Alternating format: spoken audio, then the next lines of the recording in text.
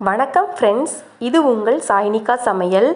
இன்றைக்கி நம்ம சாய்னிகா சமையலில் என்ன பார்க்க போகிறோன்னா, ஒரு சூப்பரான சைடிஷ் தாங்க. நிலக்கடலை சட்னி எப்படி செய்யலாம் அப்படிங்கிறத நான் இன்றைக்கி உங்களுக்கு சொல்லி காட்ட போகிறேன்.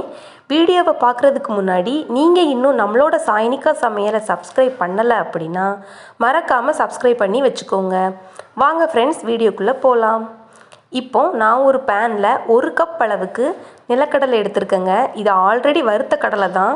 இருந்தாலும் சட்னி செய்யும்போது ஒரு டைம் இந்த மாதிரி மறுபடியும் வறுத்து செஞ்சோம் அப்படின்னா சட்னியோட டேஸ்ட் நல்லா இருக்குங்க. இந்த மாதிரி நல்லா வறுத்துக்கலாம். பாருங்கள், வறுக்க அந்த தோலெல்லாம் கலண்டு வந்துடும். இப்போ நம்ம இதை நல்லா வறுத்தாச்சு. இதை வேறு ஒரு பிளேட்டுக்கு நம்ம இப்போ மாற்றிடலாம். இப்போ அதே பேன்லேயே கொஞ்சமாக ஆயில் சேர்த்துக்கலாங்க. ஆயில் நல்லா ஹீட் ஆனதும் காரத்துக்காக வரமிளகாய் சேர்த்துக்கலாம். நான் இன்றைக்கி 3 வரமிளகாய் சேர்த்துருக்கேங்க. இதை அந்த எண்ணெயிலே நல்லா வறுத்து எடுத்துக்கலாங்க. கூடவே ஒரு 4 பல் பூண்டு சேர்த்துக்கலாம். ரெண்டும் நல்லா பொரிஞ்சிருச்சு. பாருங்கள், நல்லா பொரிஞ்சிருச்சு. இப்போ ஒரு குட்டி அளவு புளியை இந்த மாதிரி சேர்த்துக்கலாம். அந்த புளியையும் அந்த எண்ணெயிலே நல்லா வணக்கி விட்டுறலாங்க. இப்போ ஒரு மீடியம் சைஸ் தக்காளியை குட்டி குட்டியாக கட் பண்ணி அதையும் அந்த எண்ணெயிலே நல்லா வணக்கிக்கலாம். பாருங்கள், எல்லாத்தையும் நம்ம நல்லா வணக்கி விட்டாச்சு. இப்போ ஒரு கொத்து கருவேப்பிலை சேர்த்துக்கலாங்க. கருவேப்பிலை சேர்த்து நல்லா வணக்கும்போது சட்னி நல்லா மணமாக இருக்குங்க.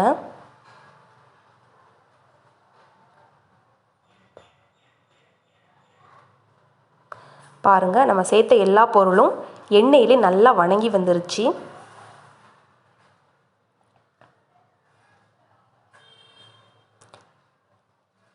இப்போ நம்ம இதை ஒரு மிக்ஸி ஜாருக்கு மாற்றிடலாங்க. கூடவே நம்ம வறுத்து வச்சுருக்கிற நிலக்கடலையை நல்லா தோலை உரித்து வெள்ளையாக மாற்றி வச்சுக்கலாங்க.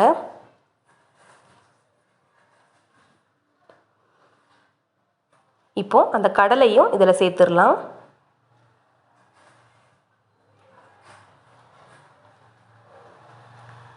இப்போ ஒரு கைப்பிடி அளவுக்கு தேங்காய் துருவல் சேர்த்துக்கலாம்.